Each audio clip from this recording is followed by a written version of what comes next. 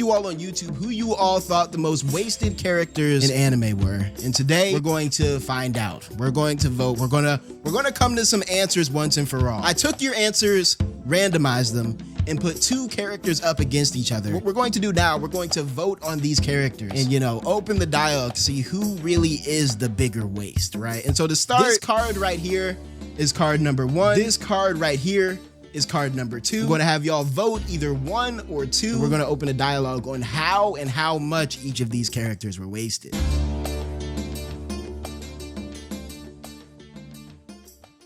Round 1 to start, we have 𝙏𝙖 from Naruto and Shinso from My Hero Academia. Let's start off with 𝙏𝙖, okay? 𝙏𝙖 is an interesting choice here. And when I first saw 𝙏𝙖 as an answer, I was confused. But then I thought about it and I saw the vision, because 𝙏𝙖 has the ability that we know of to draw anything he wants and bring it into reality. We don't know of any limits, right? Besides his chakra reserves. And yet the way he utilizes this power is just choosing to draw like animals and, you know, like little he draws animals. I think he draws plants every now and then, but it's like, dog, you give me that power? I'm drawing the craziest shit of all time. I'm drawing you and making you run the ones with yourself, bruh. I understand why 𝙏𝙖 was put on here, and I understand why he had enough votes and enough comments and enough likes to even end up on this list. Shinso, on the other hand, I think is a very, very different case of being wasted. Not only is Shinso wasted power-wise, I think he's wasted plot-wise. Shinso was made and kind of hyped up to be this character that was really going to play a bigger role. And you can say this about a lot of My Hero characters. And then when the time came, it just wasn't really there. Yeah, he made it to Class 1A, but what did he do? Did he ever throw hands? Did he ever show up? He was kind of just there. So not only was he wasted as a character, he also really doesn't be using his powers the way he should. For those of you who don't remember Shinso's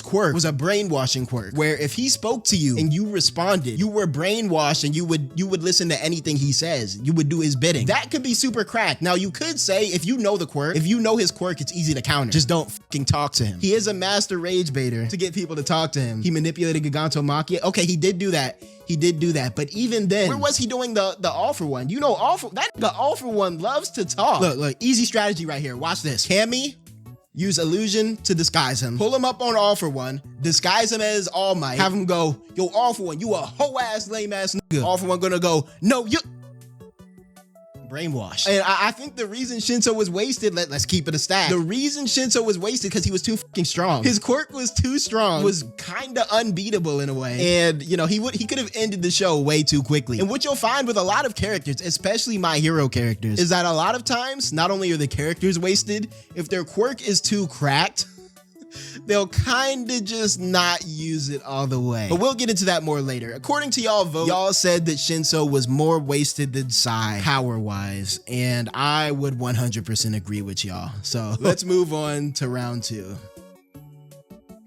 Okay, this one was interesting because this is a character that I normally see constantly consider as wasted versus a character who you don't normally see considered to be wasted. And so I think this should be an interesting vote. We have Mahito versus Gohan. Now I think this is an interesting discussion to have, right? Because if you're at all tapped into the Dragon Ball fandom, you will know that Gohan is constantly considered a wasted character, a waste of power, so on and so forth. And although I can agree to an extent, I can't be mad at it. I think if Gohan were to become a fighter, it would have been way too easy for him to just been a Goku part 2. They fight similar, they look similar, they have similar powers. It would have just been Goku 2, right? I kind of like, as I've grown older and grown to understand his character more than just he could be the strongest in the universe, which low-key, he is canonically wasted talent. I guess it's worth pointing that out. Canonically, niggas be like, oh yeah, he could have been the strongest. He just chose to study bugs.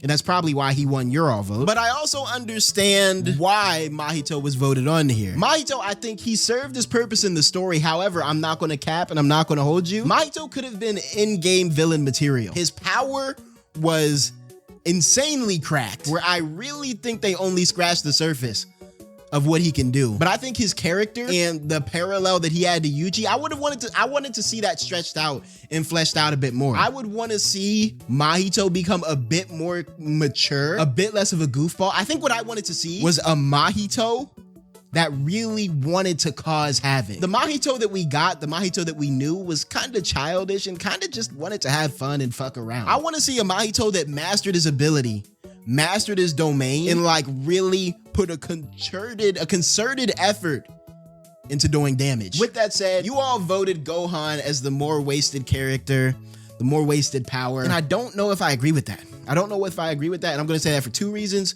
One, Gohan still exists in the canon. He's not done yet, and every now and then they just give him a new boost of power. We just got Beast Gohan, right? So, you know, he's not really wasted. He just would rather study bugs. Where Mahito, on the other hand, I think there's a lot of untapped potential that we will now probably never, ever get to see. And so that's why I say Mahito is not only a bigger waste of power, but also a bigger waste narratively as well. Let's look at part 3.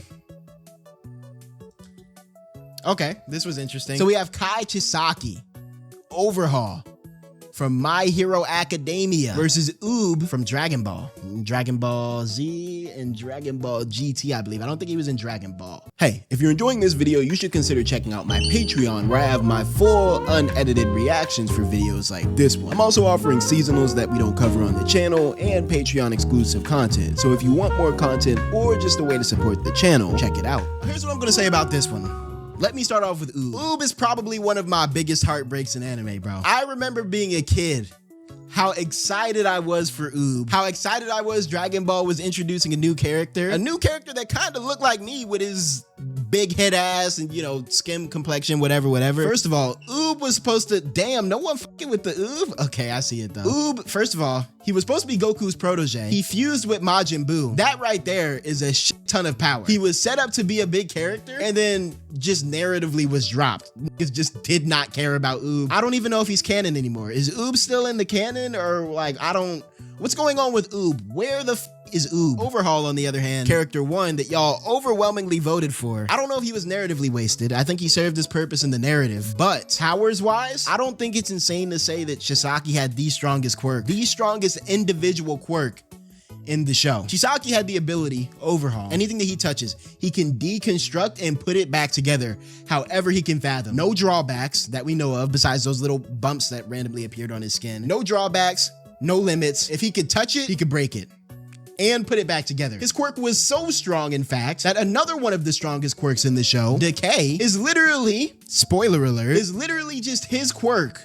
taken and made worse. All for One took his quirk, took out the part where he could put things back together, and gave his underling another one of the strongest quirks in the verse. Mind you, I don't even think Overhaul unlocked his quirk. I don't even think he awakened his quirk. We don't know the full scope of what Overhaul the quirk can do. And so if you want to talk about wasted power, I think Overhaul might be one of the biggest what ifs in the My Hero verse, bro. He fought the strongest, second strongest quirk in the verse in fighting One for All. After he got his arms like depleted, it was gone. No aura left. After his arms were chopped off, full aura depletion, he became a bum for the rest of the show. Nagant was carrying him around like a backpack, just like dragging him around everywhere. And so yeah, if you want to talk about a waste of power, I'll say this. I feel like Overhaul was introduced too early in the show. I think it would have made more sense just in terms of pure danger to have a Nagant come before Overhaul. Overhaul really could have been an in-game villain if they had played it right. They just had him be dumb and, you know, not really use his quirk to his maximum potential, which is going to, again, be a very consistent theme in this video and during the rest of these rounds. But yeah, y'all voted overwhelmingly in favor of Overhaul, and I would agree. Overhaul is definitely the more wasted character, at least in terms of power between these two. 𝙏𝙏 is just wasted in a sad way, bro. He's just unused. You can barely call him wasted. Now, this was an interesting one. I know what y'all are gonna go with. The moment I saw these two randomly get put up against each other, I knew what was gonna happen, but I still think it's worth talking about. 1 is for Megumi, 2 is for the Warhammer Titan. Now, the reason I find this matchup to be interesting is because I think this matchup is a matchup of a character, maybe the face of being wasted. Niggas call him Potential Man. Versus the Warhammer Titan. I don't feel like they come up in these discussions as much, but I feel like they belong here. And I'm actually very interested in the fact that the Warhammer Titan seems to be taking it here. Let's talk about both of them though. Megumi, we really don't have to get into it, right? There's a whole meme. I could just put the meme on the screen and that could be the whole dialogue right there. We see a good amount of Megumi's abilities in the show. I think he's more of a victim of the series writing than he is a victim of truly wasted power. The Warhammer Titan is similar. I think they're both victims of the way their author handled them. The Warhammer Titan though, I think is just a victim of being introduced into the story way way too late. By the time this Titan was introduced, the show was damn near over. I think we saw it in 1, maybe 2 fights. And the Warhammer Titan, it just didn't get enough screen time. We didn't see enough of it. We didn't see enough of it to even say it was good or bad. It was hyped up, but it was just hyped up at the end of the show. It was too late. They only had so much time to even show what it could do. Megumi, on the other hand, I think Megumi's character and his wasted power, I think he is a case of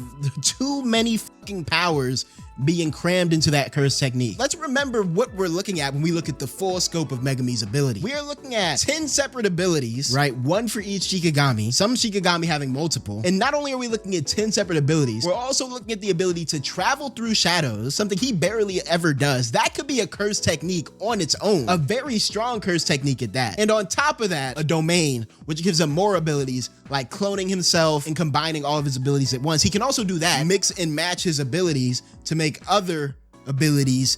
Honestly, if we do the math, there's probably dozens of abilities that Megumi could pull out. And so, yeah, he's a waste of power, but relative to the amount of abilities he has, it would be hard to iterate through all of those powers anyway. I think 𝙏𝙖𝙡 Akutami backed himself into a corner with the writing of Megumi, because there's no way you're writing all of those abilities out in a satisfying manner. Whereas the Warhammer Titan was a lot easier to handle than Megumi. And so I definitely agree with y'all that Warhammer Titan was a bigger waste than Megumi, despite what the memes and the agenda may tell you. All right, y'all gonna have to tap me in on this one. We have the Hand from JoJo's versus All for One. I don't know enough about JoJo's to speak on this, so I'm gonna see what y'all have to say. So I did a little bit of research on the Hand. I think it's some sort of spatial ability. You can rip stuff out of space. Okuyasu can erase space, but he's canonically dumb, so he loses almost every... Okay, that's kind of funny. So what I'm hearing from y'all, yes, Okuyasu in the Hand is a wasted ability, but it's meant to be that way. It's purposely written that way. Whereas All for One, we got to open the dialogue on All for One, man. What I know about All for One is that All for One is like an even worse version of Shinso, where he is too strong for the plot that he was put into, and he is intentionally written in such a way where he just has to be a dumbass for the story to go on. Because if All for One was left up to his own devices and his own powers, the shit would have been over. All for One is an example of that trope where they try to use arrogance to offset the amount of power that a character has. There's other examples we'll get into later, but the blunt truth about All for One is that he could have every quirk in the book. Hell, he damn near has every quirk in the book. He'll pull up some random shit one time and it'll be more powerful than anything he ever uses. But what does he always fall back on? Bone spurs, you know, those red little tendrils he likes to shoot out. I forgot what they were called. He's just a meathead, bro. He's just a meathead. And in a world where there is a plethora of quirks like Shinso that can mind control, like Overhaul, that could take apart and put matter back together, All for One and his stupid arrogant ass just chooses not to use the best selection of quirks that the verse can offer him. And so honestly, when I look at this fight, what I see here is 2 characters that are kind of wasted power on purpose. However, one of them, from what I understand, is being played up for comic relief, while the other one is the literal main final villain, the literal final boss, the literal #1 threat in the world. And it's just so disappointing seeing All for One just sit there and wait and do dumb shit and let people exist with their OP ass overhauls and brainwashing quirks when he could just take them, say F one for all, and take over the world. All for One has always been a strange writing decision to me, and even though it makes sense in canon, it doesn't make it superb writing. All for One doesn't like complicated but strong ranged quirks. He prefers raw strength and melee, and I get that, but that's literally idiotic, bro. If that were the case, they should have made some sort of limit to his All for One quirk, you know? Maybe he had a storage limit, an upper limit to how much he could store. Maybe he can only use body enhancement quirks, since that's mainly what he uses anyway. You know, maybe he can only use quirks that change his body. Okay, that makes sense. But brainwash seems pretty simple to use, man. The quirk that he used where he used a black hole to like rip off Hawks' wings, that shit seemed pretty simple to use, but no. Bone spurs. You know how many times that nigga uses bone spurs? I think the second vote definitely reflects sort of more how I'm feeling. He might be the biggest waste of power on this list so far. 17-5, All for One, but let's move on. Okay, now we're talking about some powers themselves. These are 2 powers, both from Naruto, both of which many of y'all consider to be wasted. We have the Byakugan, the first ocular dojutsu introduced, if I remember correctly. And we have Izanagi, not the Sharingan, Izanagi in particular. Let's talk about it. These 2 dojutsu were wasted in very, very different ways and for very, very different reasons. To start off with Izanagi, because I think that's the simpler one. Izanagi is essentially a reality manipulation dojutsu. What it did was I think it lets you put an illusion, quote unquote, a genjutsu on reality so that you could rewrite what happened in reality. The Byakugan, on the other hand, I think was like the ground zero, the prototype for dojutsu. And what it did, it gave you 360 vision, or like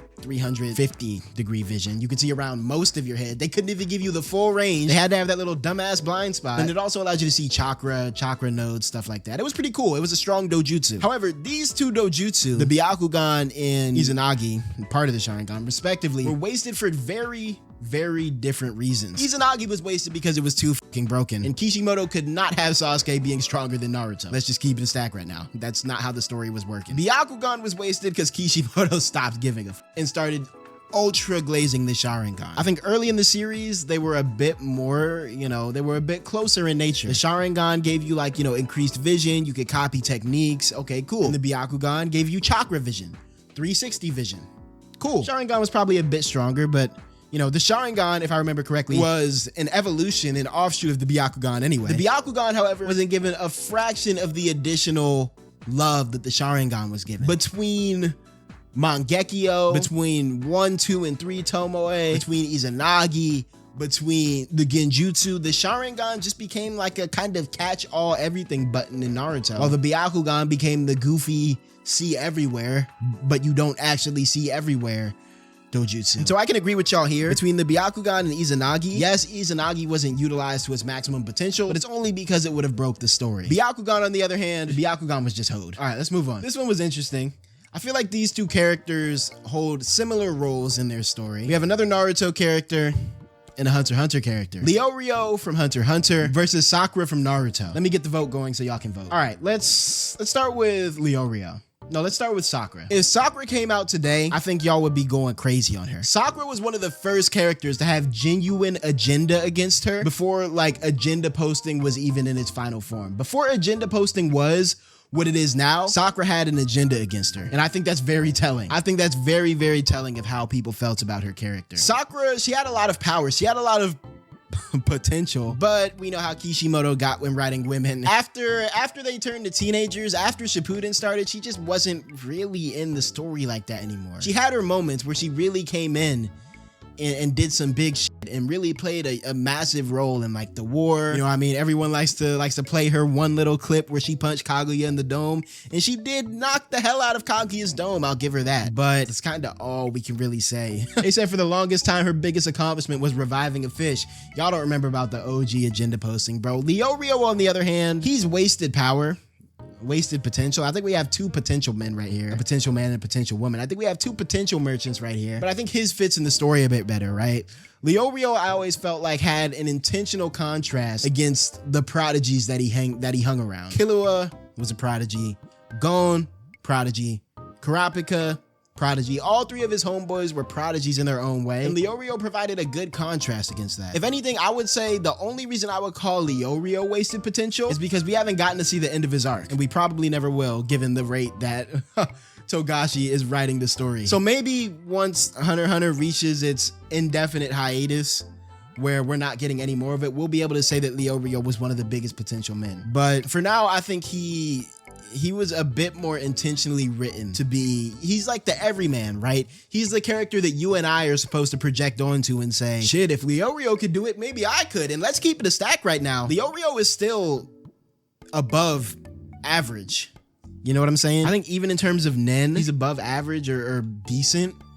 And I mean, his potential, I feel like, is exacted in different ways in his story, right? He became the chairman, right? He was winning the chairman race, which is crazy when you think about it. He was able to convince other hunters that he had enough potential to become the head of the Hunter Association. So even if his power wasn't expanded as much as it could have been with like him punching Jing and so on and so forth, I do feel like he held his own in the story enough, where, as we could see from the vote, we can't really say that for Sakura the same way. Let's move on though. Okay, this one's interesting. Junpei the jellyfish boy versus Foxy. Junpei served his role in the story for sure. He was meant to be a okidoke.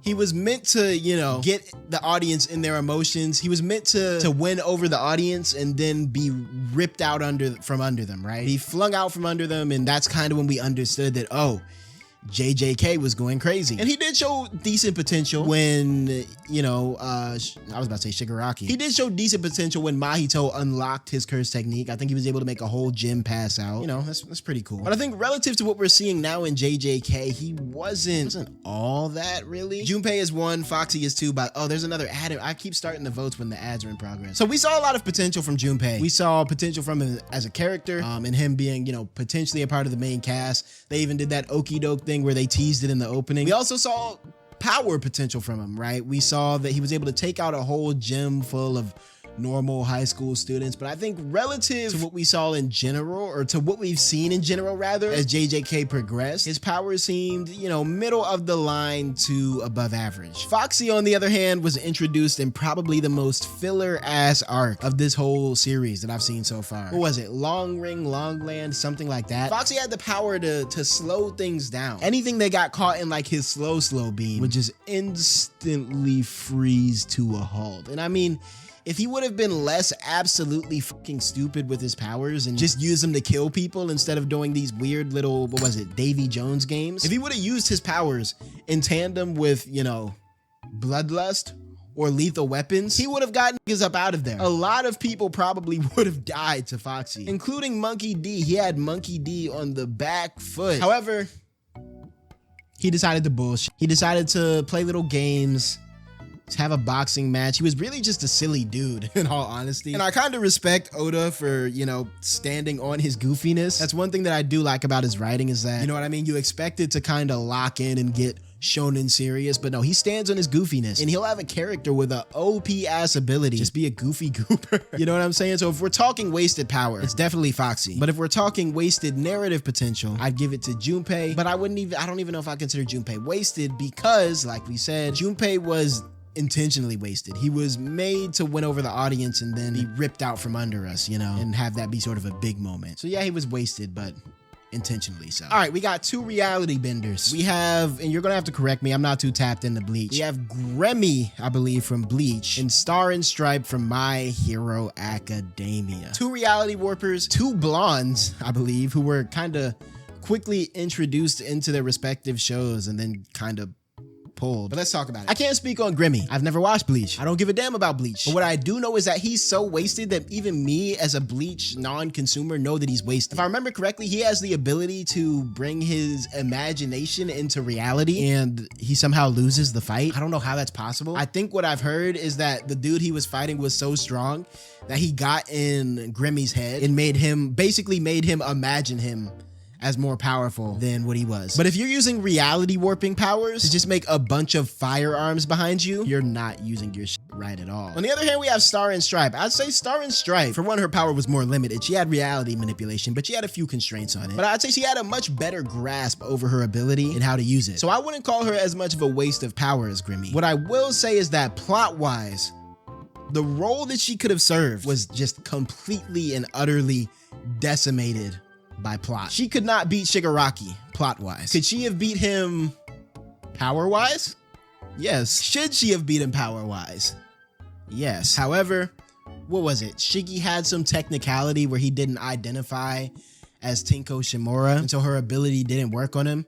Okay, I will say, for all the bullshit they could have pulled to have her shit not work, that one was pretty clever, since he did have, you know, a weird multiple personality soul thing going on. But still, it was still some bullshit, and I'm not letting that shit slide. With that said, I do think that even though she was cooked in the plot, did not serve nearly as big a role as she should have, she still, and this is how you know she was powerful, despite her being wasted, she was still present in the final battle, and the ripples of what she had done were still there. First off, she had killed a bunch of Shigaraki's quirks off just by like self-destructing inside of his quirk factor or whatever, going bonkers even after he took her quirk. That was very helpful. On top of that, she was the one that like pointed out that he had a crack in his weird metaphysical soul shell city thing. And so I can't say that she was fully wasted plot wise, but if Stars and Stripes were introduced like a season and a half before she would have been so much better of a character, bro. And we would have got to see so much more of that amazing quirk. And I mean, come on, bro. Who doesn't love a buff lady in anime, bro? That's fire, bro. Like, Horikoshi really gave us some peak and then just snatched that off her plates, bro. And I'm never going to forgive him. So yeah, I would agree with y'all take that Star and Stripe was a more wasted character. However, power-wise, from what I hear about Gremmy, I think he might have been a bigger waste of power just based on how horrible he was at using his shit. Let's move on though. We're nearing the end. Okay, this one was odd, but both of these characters ended up as some of the highest voted. And so let's talk about it. Let me start the vote. All right, 1 for Mechamaru, 2 for Kimblee. Now, both of these characters were wasted power, but they were wasted power in very different ways. Mechamaru, I think we saw a lot of what he can do. Damn near the max of what he can do with that mech he pulled out on Mahito. And damn near beat Mahito with, let's keep it a stat. Last minute bullshit caused him to fail. But I think we saw the max of his powers, you know, or we saw damn near it. He did have one of the better curse techniques in that series. And I think people feel like he was wasted power because he was a wasted character. I think they get the two conflated. They wanted to see more Mechamaru, and so they feel like he didn't use his powers to the max. I'd say the opposite. He did use his powers to the max. We saw the max of what he could do. It was just done in a way that left us yearning for more of his character. Kimblee, on the other hand, 1 is Mechamaru, 2 is oh my god, an ad is going again. Kimblee, on the other hand, Kimblee may be the fakest demon in anime history. Kimblee was hyped up by the story to be this super dangerous, dastardly, deadly threat to the story. Kimblee was hyped up to be that guy, major villain material, and all we really saw from him on screen was a whole lot of bullshit and a whole lot of nothing, bro. I'm not gonna hold you. He had a few good fights there, but he was never anything that made me think, oh man, this is bad. Kimblee's on screen. Kimblee was scarier when he was a silhouette in prison than he was when he was actually in the show fighting, which I think says a lot. He was scarier as an idea than he was as a character. Philosopher's Stones is like damn near peak power in the Full Metal Alchemist verse, by the way. And so he had access to what was damn near peak power and just didn't use it. He was doing nothing but bullshitting, bro. And when it came time to fight even an okay alchemist, not only was he using Philosopher's Stones to boost himself, which should have made it an easy victory, his fighting style was boring. Ain't shit cool came from Kimblee, the person who was using one of the strongest, if not the strongest power source in the verse. And so yeah, I agree with y'all here. Kimblee is a much bigger waste than Mechamaru. Wasn't he throwing fire paper? Here's what I'll say. I don't remember exactly what Kimblee was doing. I remember what Mustang was doing. I remember he was the flame alchemist. I can let you know that. I remember what Scar is doing. I remember he would grab niggas. I remember Ed would make weapons and shit out of him and Al. I remember like damn near every other alchemist in the show. I could tell you something about their alchemy, but Kimblee was just so plain that I don't even remember his fighting style. And I think that should be very, very telling about, you know, the quality of him as a villain and I don't think Kimblee, honestly, now that I'm thinking about it, might be the biggest fumble in Full Metal Alchemist Brotherhood. I don't think that's ridiculous to say. Let's move on though. Okay, this is a big one. Let me start the vote because we got a lot to talk about. Let's start with Rock Lee, because Rock Lee is probably a lot of anime fans' biggest heartbreak. He is the poster boy of being hoed by your author. He was given the best fight in part 1 and was never heard from again, which now that I'm looking back, right, and now that I'm looking at the story from an adult, I kind of like that a little bit, because I think it does kind of go to show the harsh reality that, you know, things don't always end up how we plan. Potential doesn't always pan out. As I've gotten older, I've grown to appreciate that more from a plot perspective. However, power-wise, I mean, yeah, he was a waste of power. Did he ever even fully unlock 7th gate or 8th gate? I don't think so. And I think we all know the reason he was wasted is because he was Guy Part 2. The moment that Guy had against Madara could have went to Rock Lee, but it didn't. It went to Guy. It was either Guy or Rock Lee. You couldn't have them both tap into the full potential. Or maybe you could have. That would have been cool. If both of them had jumped Madara, hold on. Give me the pin, Kishimoto. Give me the pin, Kishimoto. Let's rewrite this. Rock Lee, I don't even gotta really get into it. We know how his power works.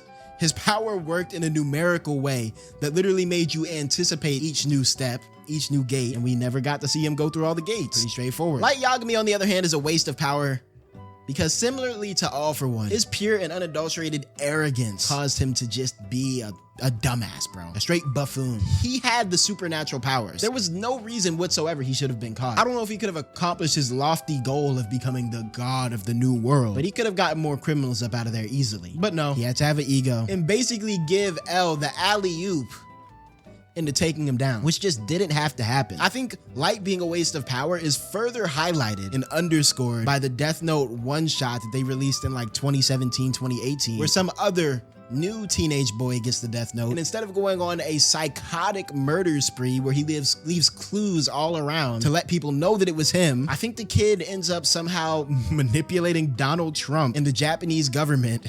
This is canon, you can look it up, into basically depositing like $1 billion or $1 million into the accounts of every Japanese youth under the age of 25 or something like that. Basically, he uses the death note to do what is arguably a net positive. But let's say, for instance, you want to say that Light's goal was more admirable. There's still no reason he shouldn't have been able to accomplish it. It should have been easy. Very, very easy. He made it much, much harder than it had to be and continued to make it harder because of his own ego. And much like All for One, I get why they did it. No one wants to read the story about how easy it was to kill people with a magical notebook, you know? No one wants to read the high school boy keeps killing people over and over again and no one can stop him. For the sake of the story, he had to be a dumbass. But that doesn't change that he was a dumbass and wasted the fuck out of his powers.